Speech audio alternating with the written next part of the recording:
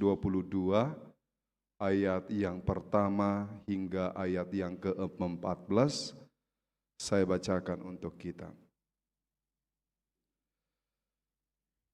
Lalu Yesus berbicara pula dalam perumpamaan kepada mereka. Hal kerajaan sorga seumpama seorang raja yang mengadakan perjamuan kawin untuk anaknya. Ia menyuruh hamba-hambanya memanggil orang-orang yang telah diundang ke perjamuan kawin itu. Tetapi orang-orang itu tidak mau datang. Ia menyuruh pula hamba-hamba lain pesannya, katakanlah kepada orang-orang yang diundang itu, sesungguhnya hidangan telah kusediakan, lembu-lembu jantan dan ternak piaraanku telah disembelih, semuanya telah tersedia, datanglah ke perjamuan kawin itu. Tetapi orang-orang yang diundang itu tidak mengindahkannya. Ada yang pergi ke ladangnya, ada yang pergi mengurus usahanya, dan yang lain menangkap hamba-hambanya itu, menyiksanya dan membunuhnya. Maka murkalah raja itu, lalu menyuruh pasukannya ke sana untuk membinasakan pembunuh-pembunuh itu dan membakar kota mereka. Sesudah itu, ia berkata kepada hamba-hambanya, perjamuan kawin telah tersedia, tetapi orang-orang yang diundang tadi tidak layak untuk itu. Sebab itu, pergilah ke persimpangan-persimpangan, jalan dan undanglah setiap orang yang mau, orang yang kamu jumpai di sana ke perjamuan kawin itu. Maka pergilah hamba-hamba itu, dan mereka mengumpulkan semua orang yang dijumpainya di jalan-jalan, orang-orang jahat dan orang-orang baik, sehingga penuhlah ruangan perjamuan kawin itu dengan tamu. Ketika raja itu masuk untuk bertemu dengan tamu-tamu itu, ia melihat seorang yang tidak berpakaian pesta. Ia berkata kepadanya, hai saudara, bagaimana engkau masuk kemari dengan tidak mengenakan pakaian pesta? Tetapi orang itu diam saja. Lalu kata raja itu kepada hamba-hambanya, ikatlah kaki dan tangannya, dan campakkanlah orang itu ke dalam kegelapan yang paling gelap. Di sanalah akan terdapat ratap dan kertak gigi, sebab banyak yang dipanggil, tetapi sedikit yang dipilih. Demikian firman Tuhan. Saudara-saudara, Amang Inang yang terkasih dalam Kristus Yesus, minggu ini kita dihantarkan kepada topik minggu banyak yang terpanggil tetapi sedikit yang terpilih, lado najinou alai otikdo natarpilit. Dan secara khusus kita akan melihat bagaimana undangan daripada Tuhan kepada setiap orang percaya. Bagi kita orang Batak, mungkin gokon dohot jauh-jauh itu adalah sebuah yang harus wajib diberikan kepada setiap orang yang hendak melakukan sebuah pesta hajatan secara khusus dalam pernikahan. Kalau kita mendengar isi daripada gokon dohot jauh-jauh, di bagasan asini roha ni debata doho serep ni roha rohami madapoto kamu magoko kamu majou hamu akana hina holongan. Raja ni donga tubu, raja ni boru, bere ibebere pariban akadotodong ale-ale donga sahuta lumobi akahula-hula dohot tulang nami asaro marniang nilaka dohot inata soripada tu pamasu-masuon ni anak nami dohot nagabe calon parumain nami ima boru nilai nami dohot tubu ni iboto nami nalahotar pasu-pasu, diari, tanggal, pukul inganan. Jaladung sidung pamasu-masuoni, udur mahita, tu inganan naung ni parade, ima laho mangaton, idahan nalas, dohok minum aek si tio-tio, dohot pasahaton, adat nahobartusi.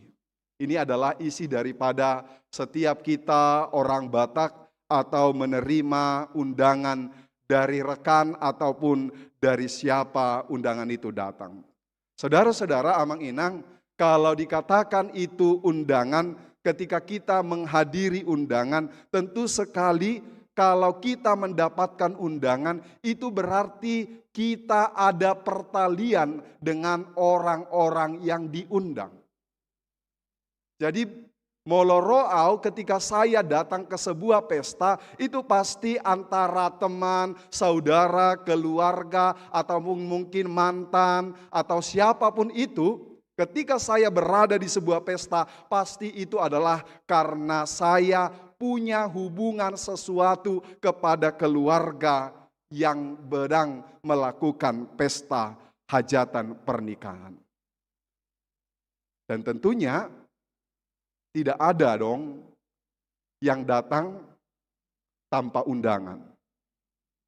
Kalau yang datang tanpa undangan itu seperti mahasiswa atau seperti SMA pada zaman dahulu, ketika itu saya mengingat ada itu namanya sopo di Siantar, itu sopo godang. Sopo godang di kampung Kristen. Itu biasanya anak-anak SMA atau anak-anak kuliah itu biasanya datang ke pesta bukan karena diundang, tetapi mereka ini datang ke pesta hanya ingin makan. Holan namangan. Jadi istilahnya ada mengatakan mumpung lagi pesta, perbaikan gizi katanya. Apalagi yang tinggal kos atau di asrama. Jadi sering sekali teman-teman ataupun anak-anak SMA yang kebetulan di Sopo di kampung Kristen itu berdekatan semua SMA di situ. Banyak SMA di situ, mulai SMA 1, HKBP, SMA Mario Goretti, SMA 3, banyak sekali SMA. Dan sering orang aji mumpung makan di sana. Jadi saudara-saudara, ketika kita hendak ke pesta, tentu kita harus menyiapkan segala sesuatu. Nah, untuk dia harus tahu posisinya di mana, apa dia posisinya di mana. Jadi bagi kita orang Batak, ketika kita pergi ke pesta, bukan asal sembarang berangkat, apa yang mau dibawa, apa yang mau diserahkan kepada yang berpesta. Ini harus mulai dipelajari. Ketika engkau boru, yang kau berikan di sana adalah tupak atau uang. Ketika engkau sesama marga mardonga tubuh, yang kau berikan adalah tupak. Atau ketika engkau adalah kerabat, saudara-saudara, yang kau berikan juga adalah tupak atau uang. Tetapi ketika engkau tulang atau horong daripada hula-hula, tentu sekali yang kita bawa ke dalam pesta tersebut adalah ulos. Jadi harus mulai sekarang harus sedikit nih tahu ketika kita hendak berpesta, harus tahu apa yang kita bawa dan kemana kita pergi. Saudara-saudara, kalau kita melihat firman Tuhan hari ini adalah di mana Tuhan itu membuat sebuah alegoris, sebuah perumpamaan supaya orang-orang dapat mengerti bagaimana sebenarnya tentang kerajaan Allah. Jadi kalau orang tua kami yang hadir di sini pasti masih ingat tentang Gokon Dohok Jou-Jou, sama seperti persis dengan orang Yahudi. Saya masih ingat Gokon Dohok Jou-Jou itu adalah dua hal yang berbeda. Kalau Gokon itu adalah beberapa hari atau beberapa minggu sebelum pesta. Jadi nunga adong Gokonna.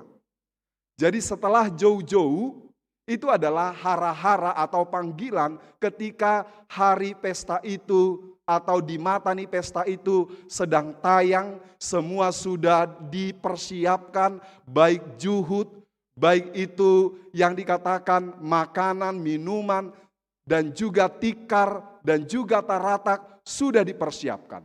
Itu makanya sering sekali bahwa gokon itu adalah by lisan, disampaikan secara lisan. Jadi tang songok kita nuang ngodape belum seperti kita ini membawa kertas undangan seperti ini. Tapi pasti dikatakan ingotan noda pesta ni si rumah horboda tanggal sia Januari 2015, tanggal pernikahan saya. Didok Mas Roni, ingotan noda, ingat nanti seperti itu ya. Kalau kau sudah donon terbal semua. Dan ketika hari H diulang lagi. Di Jou Muse, dang hola di gokon, tidak hanya di gokon, alai tongdo di Jou, dan juga dipanggil supaya mereka hadir dalam pesta tersebut. Sama halnya dengan orang Yahudi, 2 kali pemanggilan. Dan ini, kalau kita lihat nas ini adalah bahwa Tuhan Yesus membuat sebuah perumpamaan, yaitu perumpamaan bahwa yang membuat pesta atau raja ini adalah Allah dan pangulinya adalah Tuhan Yesus dan oroan adalah Yahudi dan para pesuruh atau para hamba itu adalah para pemberita Injil dan para orang-orang yang dipanggil ke dalam pesta tersebut, yaitu kitalah orang-orang berdosa. Jadi saudara-saudara, kita bayangkan bagaimana seorang yang berharga, seorang raja, seorang pemimpin yang mengundang rakyatnya, yang mengundang orang yang mempunyai pertalian keluarga saudara tetapi tidak dihargai. Kita katakan ini adalah sesuatu melawan kepada pimpinan. Kita bayangkan seandainya saya ini adalah seorang pendeta fungsional, tetapi ketika pendeta resort saya sedang melakukan pesta hajatan yang sangat besar, tetapi saya menghiraukan dan saya berkata kepada pimpinan saya bahwa saya sedang ada pekerjaan, bahwa saya sedang berada di luar negeri, ini sesuatu yang menunjukkan rasa tidak hormat saya kepada pimpinan saya. Maka marah pimpinan saya kepada saya dan dia murka. Tidak hanya murka, tetapi dia juga membunuh saya. Tetapi sang raja tidak berputus asa. Di undangan yang kedua dia tidak berputus asa, dia menyampaikan kembali undangan kedua. Tetapi syaratnya yang kedua adalah yaitu hanya 2 syarat yang diberikan. Yang pertama, siapa saja yang mau hadir ke dalam pesta pernikahan anak daripada raja, siapapun bisa datang ke sana. Itu yang pertama. Yang kedua, harus berpakaian pesta. Jadi ada 2 syaratnya, yang penting mau, dan yang kedua adalah berpakaian pesta. Saudara-saudara, ini menggambarkan siapapun itu, baik itu orang-orang jahat yang tidak punya pertalian, atau bahkan kita katakan tukang parkir, atau mungkin kita katakan adalah orang jahat, penyamun yang mungkin tidak punya hubungan sesuatu dengan raja tersebut, diundang ke pesta tersebut. Nah, amang inang saudara-saudara, kalau saudara ke pesta, bagaimana penampilan kita? Tentu sekali saya melihat bagi orang Batak berpesta di Jakarta ini sesuatu yang harus wow.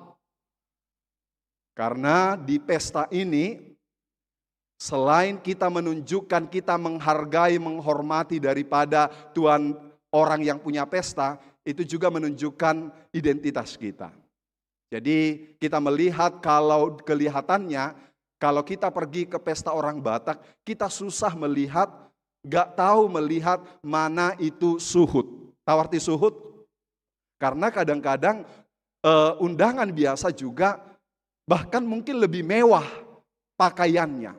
Tentu kalau perempuan yang pergi ke pesta adalah mungkin dia akan memakai brokat yang paling kekinian.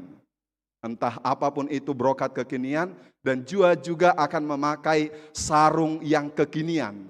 Yang mungkin itu dari Tarutung kah, atau mungkin dari Palembang kah, atau mungkin dari Sulawesi atau dari manapun. Dia pasti akan memakai pakaian yang paling cantik. Karena ini adalah momen dia menunjukkan siapa dirinya. Dan yang kedua adalah dia mau menunjukkan bahwa dia ini adalah menghargai orang yang sedang melakukan pesta. Jadi kalau kita lihat Amang Inang sering sekali terjadi kepada ibu-ibu yang baru saja mungkin menikah dan dia sudah punya anak. Kebetulan nih dia akan pamulihon muli ibotona atau mungkin menikah abangnya. Dia sudah punya baby, tetapi ketika dia berpesta penampilannya berubah. Sering sekali anak-anak menangis tidak mau kepada mamanya. Karena berubah total dari yang hidungnya kelihatan seperti saya masuk ke dalam, berubah menjadi mancung. Yang dulunya warna kulitnya adalah di mana hitam gelap, tetapi sekarang sudah agak merah merona, cerah seperti itu. Dan ini wajar. Dan ini wajar karena apa yang kita lakukan adalah sebagai penghargaan kepada sang pemilik pesta. Itu makanya tempatkan pakaianmu di mana engkau berada. Sebagai contoh, kalau Amang, kalau Inang, atau pada ibu-ibu molo mardaster hamu di jabumu, ketika para ibu-ibu mardaster yang punya AC dasternya, tanpa AC tetapi dingin dia, itu nggak apa-apa karena itu di rumah.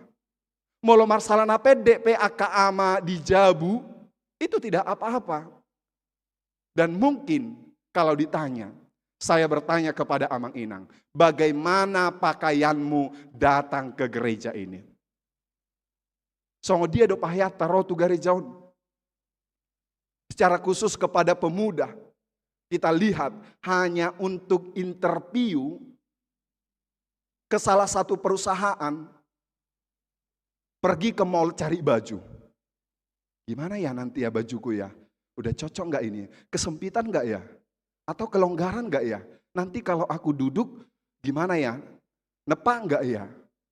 Kalau kita memperhatikan style kita ke pesta, bagaimana kita harus bekerja, bagaimana kita harus bertemu dengan teman kita, holaju parap dongan mau ganti 2 kali baju. Tetapi ketika saya bertanya kepada Amang Inang saudara, bagaimana kita datang ke gereja, yang tentu sekali saya katakan adalah pakaian yang sopan dan yang layak bagi orang lain.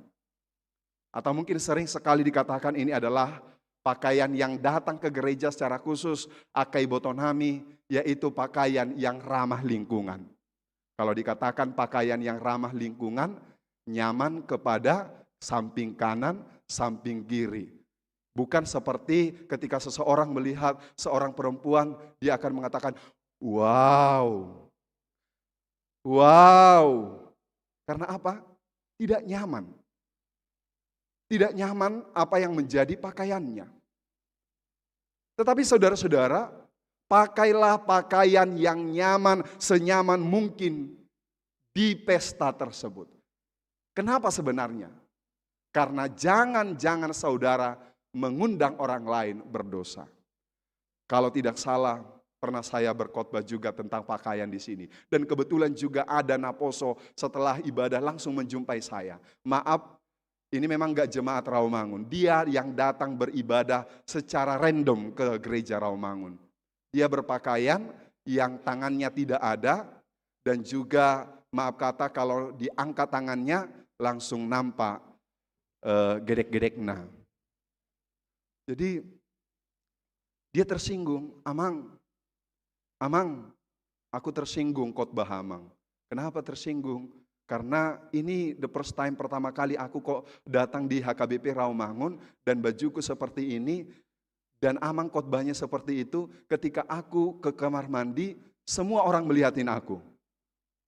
Ya iyalah, aku bilang, ini kan HKBP. Kalau HKBP itu masih kental dengan budaya, masih kental dengan bagaimana kita berpakaian. Kalau engkau berpakaian seperti ini di tempat perbelanjaan tidak apa-apa. Kalau engkau bergereja di gereja yang tidak punya kultur, punya budaya, tidak apa-apa. Ini HKBP, bukan masalah salah atau benar, tetapi ini tentang iman orang lain tidak menjadi celaka. Dan ini yang dilihat tuan rumah. Karena ketika dia melihat, ternyata ketika dia melihat sama seperti orang Batak. Molonu ngamar pesta, Roma suhut, mardala kan? Roma mardalan. Gudang-gudang ala kamu dah, gudang-gudang ala kamu. Mau lihat eda, amang inang rohamu tu pestaun. Demikian juga yang dilakukan oleh sang pemilik pesta, sang raja. Dia melihat betapa sukacitanya, dia melihat semua itu, bahwa semua orang datang ke pesta tersebut. Ternyata ada satu orang yang tidak memakai baju pesta. Dan dia marah, mengikat tangannya, mengikat kakinya, dan membuangnya. Dan ini adalah gambaran daripada neraka. Dan ini adalah saudara-saudara amang inang, di mana sebenarnya dalam jamuan pesta ini, syaratnya tadi dua adalah, satu pertama hanya mau, yang kedua adalah mereka ini harus mengenakan pakaian pesta. Dan ternyata mereka ini adalah sudah diberikan baju pesta. Entah kenapa baju pesta tersebut tidak dipakai. Atau mungkin dia adalah menyelonong masuk ke dalam pesta tersebut. Dan ini adalah gambaran daripada dosa-dosa manusia. Ketika kita ini masih tidak mengenakan pakaian pesta, kita tidak akan pernah layak untuk masuk ke hadirat Allah dalam sorga kehidupan kekal. Gambaran daripada seorang yang tidak memakai baju pesta adalah gambaran dosa yang masih tetap berada di dalam kehidupannya. Ingatlah amang inang saudara-saudara yang terkasih dalam Kristus Yesus. Bahwa sebenarnya kita telah diundang. Tidak hanya diundang, bahkan terus berulang-ulang Tuhan memanggil kita supaya kita ikut dalam arak-arakan yang telah disediakan oleh Allah Bapa kita kepada kita semuanya. Tetapi ingatlah, barang siapa yang tidak mau menurutinya, bahkan tidak mau mengganti bajunya dengan baju pesta yang telah diberikan Tuhan, yaitu Yesus Kristus, dia tidak akan pernah ikut dalam arak-arakan. Mungkin kita berkata, kenapa kejam sekali undangan itu diberikan kepada siapapun. Kalaupun undangan itu diberikan kepada siapapun, tetapi syaratnya yang tadi, yang kedua adalah mau dan mengenakan pakaian pesta dalam arak-arakan, dalam masuknya ke dalam kerajaan Allah. Saudara-saudara, amang inang yang terkasih dalam Kristus Yesus. Apa sih yang membuat kita terkadang menghalang kita untuk masuk ke dalam kerajaan Allah? Yaitu dosa kita. Dosata dosi patama baik kita dan masuk kita tuhara jaun di debata. Seorang bapak yang mempunyai anjing, maaf kalaupun ini ilustrasinya anjing, bukan saya mengatakan bahwa manusia itu sama dengan hewan tersebut, tidak. Saya hanya membuat analogi saja. Seorang bapak mempunyai hewan peliharaan namanya Blacky. Dan hewannya ini sangat luar biasa, diajar oleh tuannya. Dan dia sudah bisa menafsirkan, mendengar, dan melakukan apa yang diperintahkan tuannya. Blacky, duduk. Dia duduk. Blacky, salam. Angkat kaki satu, ganti. Angkat tangan satu lagi kaki. Blacky, pergi kamar mandi. Buang air kecil. Mungkin kita juga punya peliharaan seperti itu. Dan dia membanggakan si Blackie-nya kepada temannya. Dan dia berkata bahwa anjingku ini sudah bisa mendengar, menafsirkan, dan melakukan apa perintah daripada tuannya. Dan temannya ini berkata, belum tentu dia itu adalah seorang anjing yang punya naluri kebinatangan yang berbeda dengan manusia. Sekali anjing tetap anjing. Kalau begitu, ujilah dia, katanya.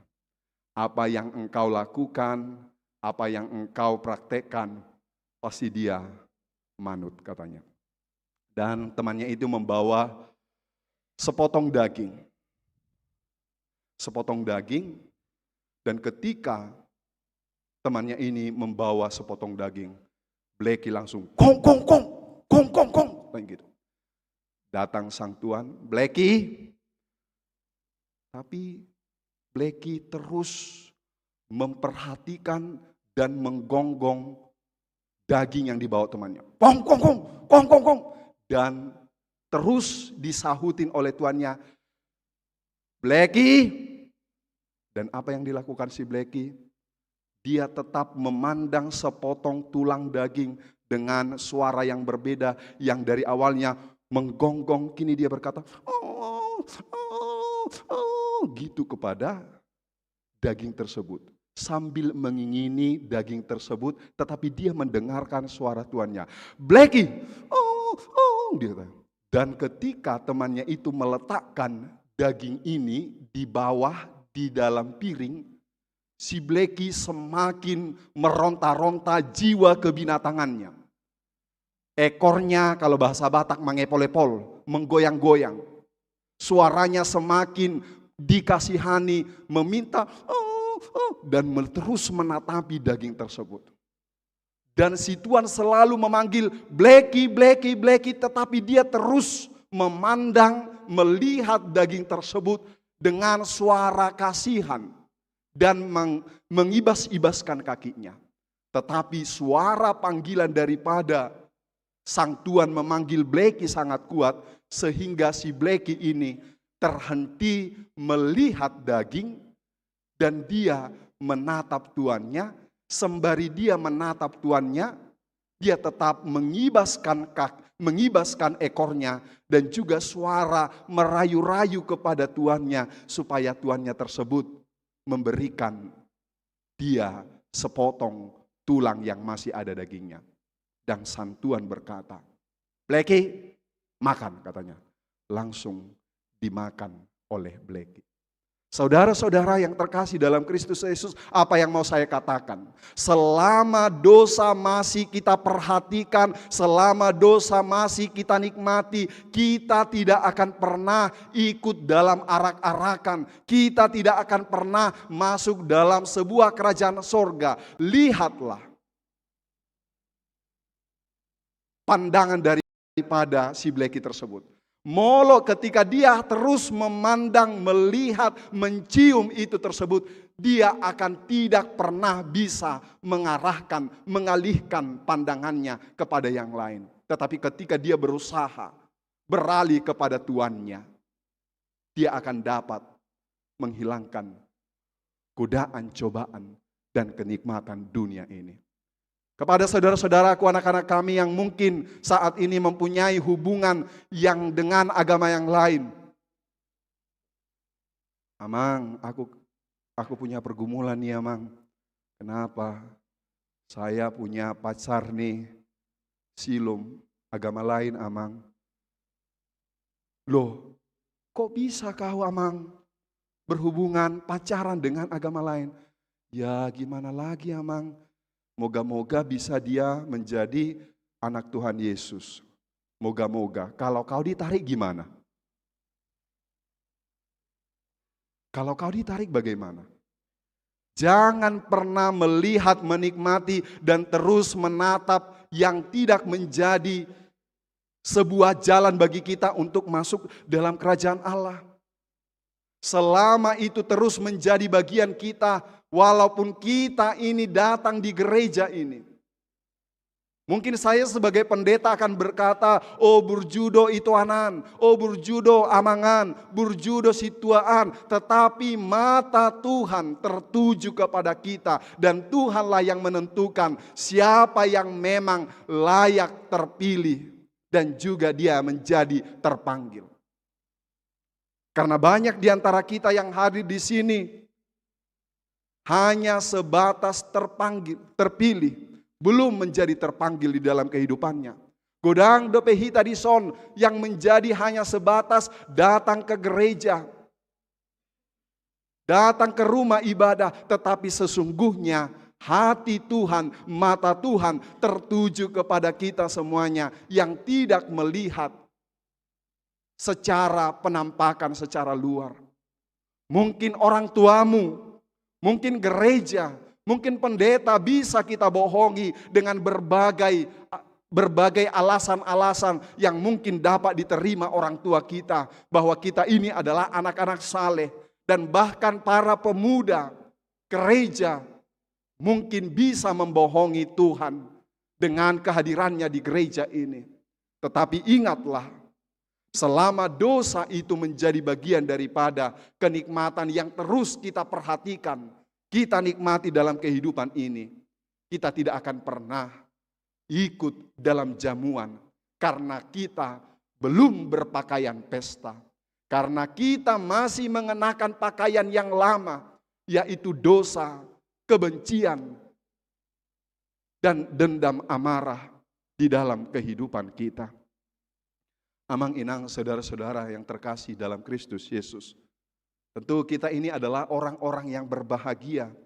Secara khusus kita katakan bahwa di minggu yang lalu, yaitu tanggal 8 Oktober, kalau berbicara 8 Oktober, 7 Oktober adalah berdirinya HKBP. Dan di tanggal tersebut HKBP telah menjadi 162 tahun. Amang inang saudara-saudara, kita melihat tadi bagaimana Sang Tuhan terus menginginkan supaya kita ikut dalam jamuan pesta daripada Sang Pembuat pesta tersebut. Dan ini mengingatkan kita bahwa Tuhan memilih kita. Tuhan memilih, Tuhan memanggil, bahkan Tuhan menginginkan kita supaya kita masuk dalam arak-arakan tersebut. Mungkin sering sekali dianggap bahwa orang Batak ini menjadi orang yang kanibal sebelum kita mengenal Kristen. Harus meninggal dulu, sama seperti tadi, harus meninggal dulu Samuel Munson dan Henry Liman supaya Injil diterima. Karena darah daripada martir itu adalah benih gereja. Kalau sudah menjadi korban para pemberita Injil. Dan bahkan Tuhan rela di dalam Yesus Kristus turun menjadi penyelamat bagi kita. Apakah kita masih mau dengan kesibukan, dengan kebiasaan, atau dengan tabiat kita dalam keberdosaan kita. Padahal anaknya telah diberikan kepada kita untuk menebus dosa kita. Tetapi pakaian lama masih kita kenakan di dalam kehidupan kita. Saudara-saudara, amang inang yang kukasihi di dalam Yesus Kristus. Sebagai orang-orang yang beribadah pada hari ini, mungkin kita adalah orang-orang yang menuruti panggilan Tuhan dalam peribadahan ini. Tapi sering sekali anak-anak muda, berbahagialah jika Anda adalah orang-orang yang beribadah kepada Tuhan. Tapi sering sekali anak-anak muda mungkin beralasan, amang pendeta, maaf dulu hari ini gak bisa ibadah. Kenapa? Karena aku hari ini kerja pasif malam, pas jam-jam malam katanya. Tapi kalau kita lihat HKBP Rawamangun, jam berapa ibadah mulai? Jam 6 sampai jam 7 semua disediakan. Supaya orang-orang bisa beribadah. Tidak hanya di jam 10, tapi sampai jam 7 malam terbuka bagi kita. Bahkan live streaming pun semua dibuka. Tidak ada alasan bagi kita tidak beribadah kepada Tuhan. Jadi dulu saya pernah melayani di suatu gereja karena dia adalah naposo yang kerjanya di laut, di rig. Dan dia berkata kepada saya sebagai pendeta, "Amang, dang marminggu nianau ari minggui, alai sebagai ketulusan daripada hati saya, bahwa saya ini adalah orang yang taat kepada Tuhan. Saya hanya berdoa di laut, di rig, dan sebagai rasa kesungguhan saya ini memberikan atau mengumpulkan persembahan saya. Jadi untuk minggu ini saya kumpulkan persembahan saya 10.000, minggu kedua 20.000, minggu ketiga 40.000, minggu keempat seterusnya. Dan ketika saya turun dari rig, saya berikan itu ke gereja. Kesaksian yang luar biasa. Jangan sampai alasan bagi kita tempat, waktu, kesempatan tidak untuk beribadah kepada Tuhan. Apalagi sekarang ini. Mungkin kalau dulu ibadah, mungkin iman kita hanya bertemu. Tetapi sekarang ini, dimanapun, waktunya kapanpun, datanglah, dengarlah panggilan daripada Tuhan. Amin, kita berdoa.